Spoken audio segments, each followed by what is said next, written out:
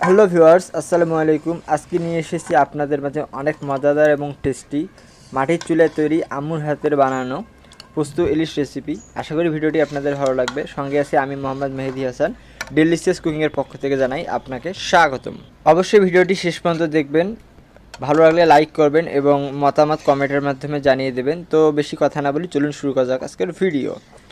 তো এই রেসিপিটা করার জন্য অবশ্যই পোস্তের প্রয়োজন। আপনারা দেখতে পাচ্ছেন আম্মু এখানে পরিমাণ মতো পোস্ত নিয়ে নিচ্ছে এবং একটা বাটির মধ্যে ঢেলে নিচ্ছে এবং কিছু পানি দিয়ে তা ভিজিয়ে রাখবে।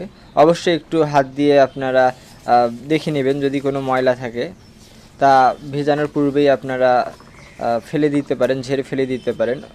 আর যদি ময়লা না থাকে অবশ্যই পানি দিয়ে ভিজিয়ে রাখবেন। আপনাদের কম করে 4 থেকে 5 ঘন্টা ভিজিয়ে রাখতে হবে। A few hours later.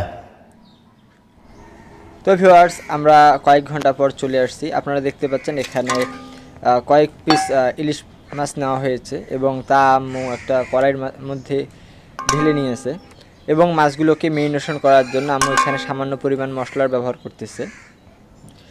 এখানে আম্মু সামান্য পরিমাণ লবণ, হলুদ গুঁড়ো এবং জিরে গুঁড়ো, সঙ্গে তেল, কাঁচামরিচ কুচি করে রাখা এবং পেঁয়াজ কুচি করে রাখা একসঙ্গে মিশিয়ে নিচ্ছে।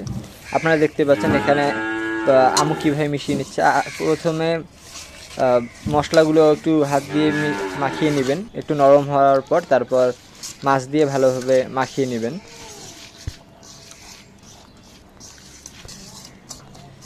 দেখতে পাচ্ছেন আমার আম্মুর মাছ মাখানো শেষ। তারপরে এখানে সামান্য পরিমাণ একটু পানি দিয়ে দিচ্ছে, তারপর ঢেকে রেখে দিবেন। আপনারা 10 থেকে 15 মিনিট ঢেকে রেখে দিবেন, যাতে করে মাছের মধ্যে সব ধরনের মশলা একটু সামান্য পরিমাণ হলেও চলে যায়। আপনাদের তো পূর্বেই বলা হয়েছে যে 3 থেকে 4 ঘন্টা কম করে ভিজিয়ে রাখবেন। তো আমরা কয়েক ঘন্টা পর ফেরত চলে এসেছি। দেখতে পাচ্ছেন একটু হলেও ফুলে গেছে আর একটু নরম হয়েছে। যেহেতু আমরা গ্রাম বাংলায় যেভাবে রান্না করে ঠিক সেভাবেই রান্না করার চেষ্টা করি এবং প্রাকৃতিক যে সাউন্ড, বাসার আশেপাশে বিভিন্ন ধরনের পশু পাখির ডাক সব মিশিয়ে আমরা আমাদের এই ভিডিওর মাধ্যমে আপনাদের উপস্থাপন করার চেষ্টা করি। তো আশা করি আপনাদের ভালোই লাগে বিভিন্ন সাউন্ড। যদি খারাপ লাগে অবশ্যই কমেন্টের মাধ্যমে জানিয়ে দেবেন, তাহলে বিভিন্ন প্রকার পশু পাখির বা বিভিন্ন প্রকার ব্যাকগ্রাউন্ড সাউন্ড সব রিমুভ করে দেওয়ার চেষ্টা করব।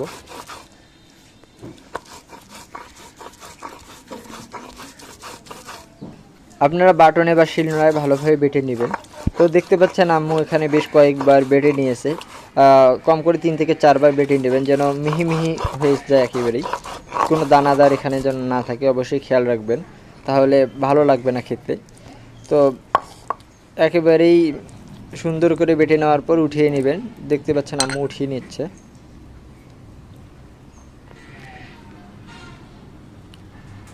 তো আপনারা দেখতে পাচ্ছেন খুব সুন্দর করে বেটে নিয়েছে আম্মু। এবার কিছু মশলা বেটে নেওয়ার পালা। এখানে আম্মু সামান্য পরিমাণ জিরে গুঁড়ো এবং গোলমরিচ বেটে নিচ্ছে। আপনারা দেখতে পাচ্ছেন আম্মু বাটা মশলা ব্যবহার করবে, সঙ্গে গুঁড়ো মশলা ব্যবহার করবে। তো আপনারা চাইলে গুঁড়ো মশলা ব্যবহার করতে পারেন, তবে আম্মু এখানে গুঁড়ো এবং বাটা 2 মশলাই ব্যবহার করবে।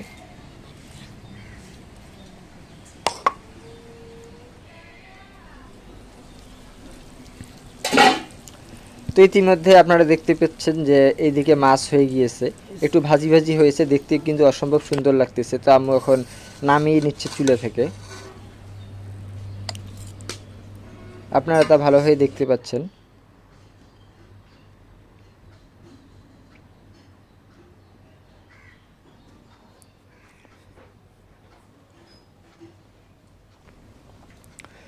অবশ্যই কমেন্ট করে জানাতে ভুলবেন না কেমন হয়েছে আজকের রেসিপিটা।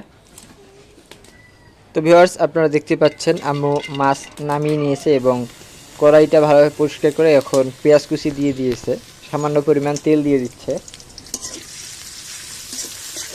এরপর নেড়ে চেড়ে নিচ্ছে। পেঁয়াজগুলো একটু ভাজা হয়ে গেলে এখানে আপনারা পরিমাণ মতো লবণ দিয়ে দিবেন পরিমাণ মতো হলুদ গুঁড়ো এবং লঙ্কা গুঁড়ো।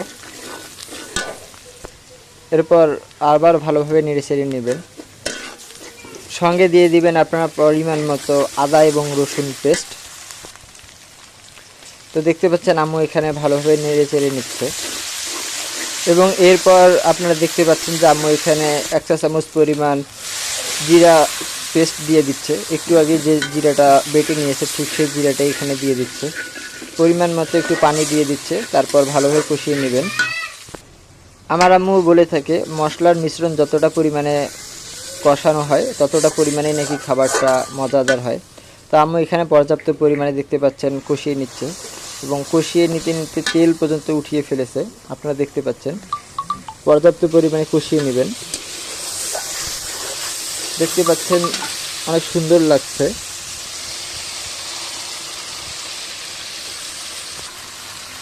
যখন তেল উপরে উঠে এসেছে তারপর আম্মু পূর্বের বেটে রাখা পোস্ত দিয়ে দিচ্ছে।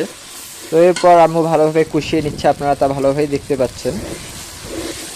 4-5 মিনিট ভালোভাবে কষিয়ে নেওয়ার পর সুন্দর একটা কালার চলে আসছে এবং তেল সবগুলো উপরে ভেসে উঠেছে, আপনারা দেখতে পাচ্ছেন। কিন্তু ভিউয়ার্স কালারটা অনেক সুন্দর আসছে যা আপনারা উপভোগ করতে পারতেছেন এবং এখানে সামান্য পরিমাণ আম্মু একটু পানি দিয়ে দিয়েছে। এরপর আবারও কষিয়ে নিচ্ছে।